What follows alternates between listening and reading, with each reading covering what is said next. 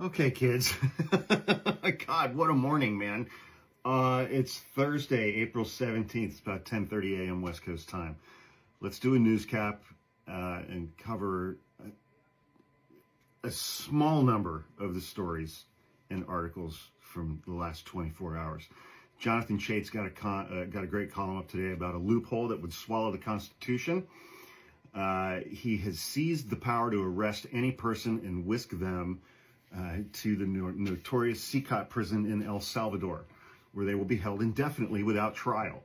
Once they are in El Salvador's custody, Trump can deny them protections of American law. His administration has admitted that one such prisoner, Kilmar Abrego Garcia, was sent in error, but insists that that the government has no recourse. There's nothing they can do. Trump, who has threatened the territorial integrity of multiple hemispheric neighbors, now claims that requesting the return of a prisoner he paid El Salvador to take would violate El Salvador's sovereignty. And so Trump has opened up a trapdoor beneath the American legal system. This trapdoor is wide enough to swallow the entire Constitution.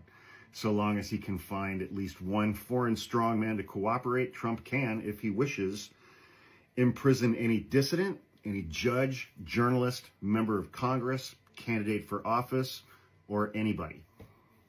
Cool. Bill Kristol at the Bulwark,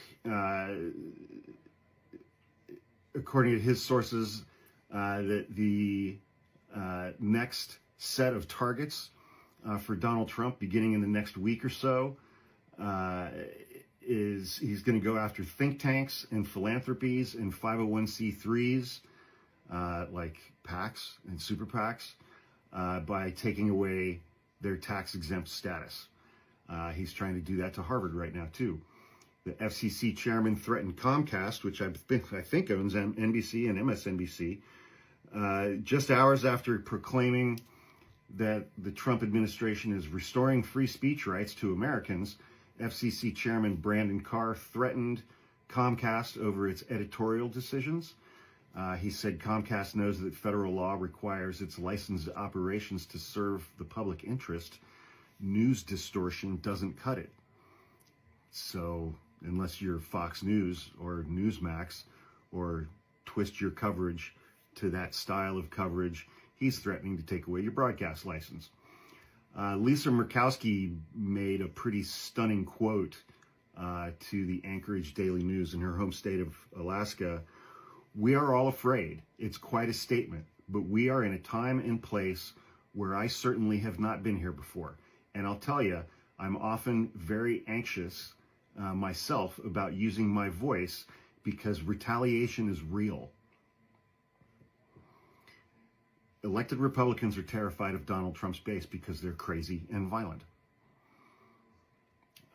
Jerome Powell, chairman of the Federal Reserve, yesterday said that we're in a very challenging scenario. Powell said that he saw a strong likelihood that consumers would face higher prices, that the economy would see higher unemployment as a result of tariffs in the short term, and that the economy overall is going to slow down. He was very clear in his comments, and so, of course, overnight, Donald Trump threatened him and attacked him on Truth Social. Is like, basically saying he's got to go. He's got to go. Does the president have the power to fire the chairman of the Fed? I don't know. Trump has previously said that he won't seek to replace Powell before his term expires in 2026. But he attacked him publicly by name. So we'll see what happens there. Jerome Powell responded, "We are never going to be influenced by any political pressure. People can say whatever they want. That's fine. That's not a problem. But we will do what we do, strictly without consideration of political or any other extraneous factors." So expect him to be fired pretty soon here. New York Times is reporting that China is trying to get countries to unite against Trump in Donald Trump's campaign to push the rest of the developed world into the arms of China and the Chinese economy. Xi Jinping and his subordinates are mounting a full diplomatic effort, full court press to try to persuade other countries to not cave to pressure from the Trump administration on tariffs, hoping to show that China will not be isolated in the trade war.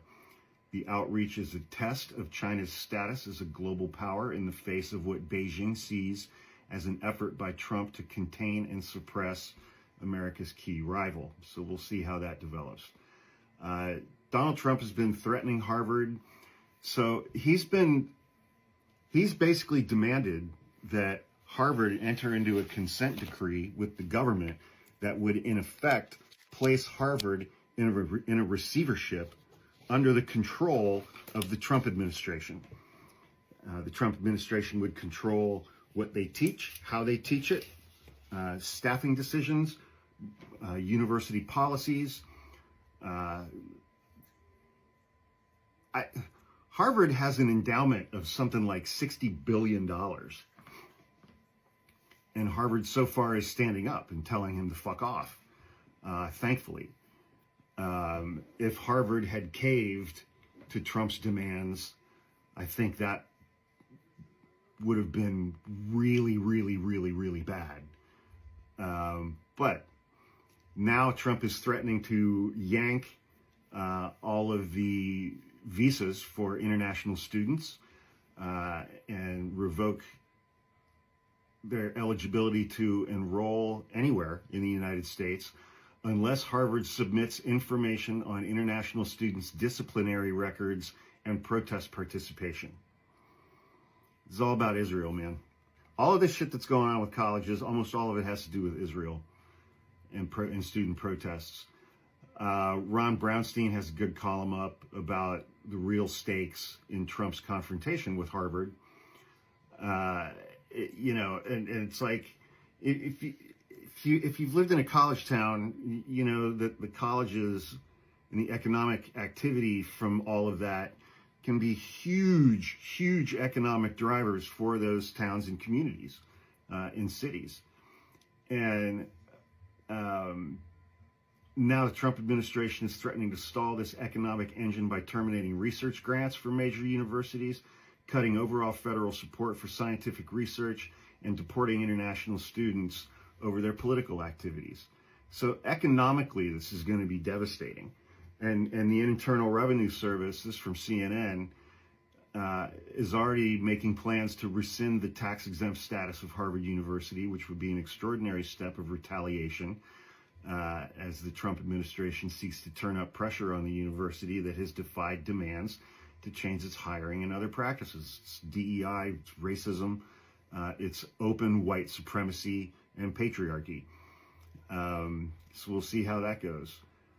Trump, a little over a week ago, signed 2 executive orders targeting individuals and ordering the Department of Justice to investigate Chris Krebs and Miles Taylor, both of whom have said they will fight that. Chris Krebs was in charge of cybersecurity and said following the 2020 election that it was the safest, most secure election in United States history, and it was properly decided in Joe Biden's favor. That's all he did, and now he's being criminally investigated by the Justice Department. He has now left his job at a leading security firm so he can work full-time on fighting back against Fat Nixon Pervert Hoover, who's a convicted felon. This I love from Caitlin Dickerson. Many Trump supporters, including undocumented immigrants themselves, took to heart Trump's repeated assurances that the administration would put the emphasis squarely on people who clearly threatened public safety. We're only going to deport the bad ones. We're only going to deport the criminals. That hasn't happened. In the face of immense pressure to hit the president's stated goals for arrests and deportations, ICE officials are arresting people who most Americans believe should be left alone, if not offered a pathway to legal residency after completing an application process. Leopards eating faces. This I saw on the news this morning, and I think I talked about it in a TikTok. Trump is planning $40 billion in cuts to health programs at Department of Health and Human Services under RFK Jr. He wants to terminate all programs and research and treatment for things like obesity, diabetes, heart disease, and lung cancer, and HIV. This is their way to just let millions of Americans die without having to actually kill them proactively. Just take away all of their health care and all of the research for chronic diseases. It's fucking amazing. Law firms, a bunch of law firms have been capitulating to Donald Trump, big respected law firms. They've committed over $1 billion worth of pro bono legal work to Trump and his causes, whatever the hell those are. I think we're at 5 or 6 law firms who have pushed back and sued and seeking injunctive relief. Every single one of those law firms has won. Every single one of them has gotten an injunction stopping Donald Trump's executive orders as it relates to those individual firms. All of the other firms that capitulated, why the fuck would you want to hire an attorney who won't use their skill set that they know would be successful to prevent this administration from targeting them with an executive order? Every single firm that has filed for an injunction has gotten one. And in a blistering ruling, a federal judge blocked a new executive order from Trump punishing a prominent law firm that successfully sued Fox News for promoting false claims of election fraud. Judge Lauren Ali Kah said that Trump's order targeting the law firm Sussman Godfrey was part of a personal vendetta. She added, the framers of our Constitution would see this as a shocking abuse of power. Bingo. 40 million Canadians are at a fever pitch right now, said Ontario Premier Doug Ford. They're willing to sacrifice. They're patriotic, like patriotism I've never seen. We always say how Canadians are so polite. Well, they're at a fever pitch right now and willing to do anything and sacrifice anything to protect their sovereignty.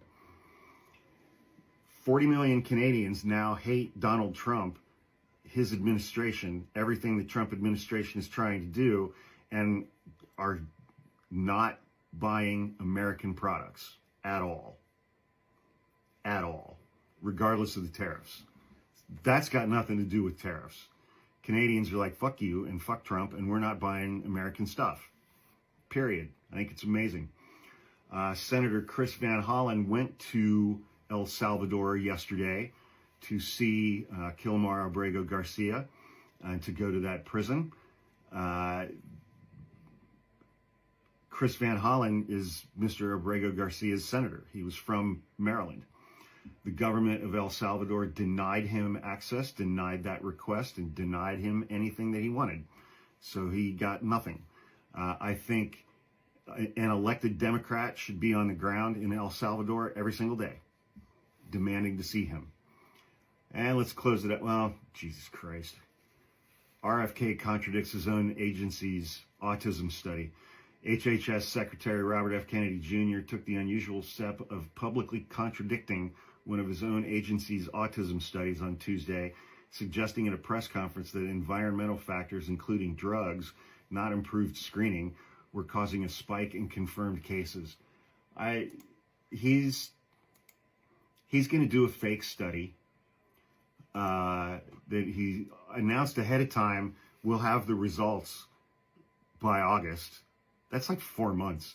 You don't do this kind of a study in 4 months. People have been researching this for 30 years. And the conclusion of his study is going to be that vaccines cause autism, when that's absolutely not the case. And it's going to hurt huge numbers of families and children in this country. So, anyway, have a good Thursday. Please follow me on YouTube.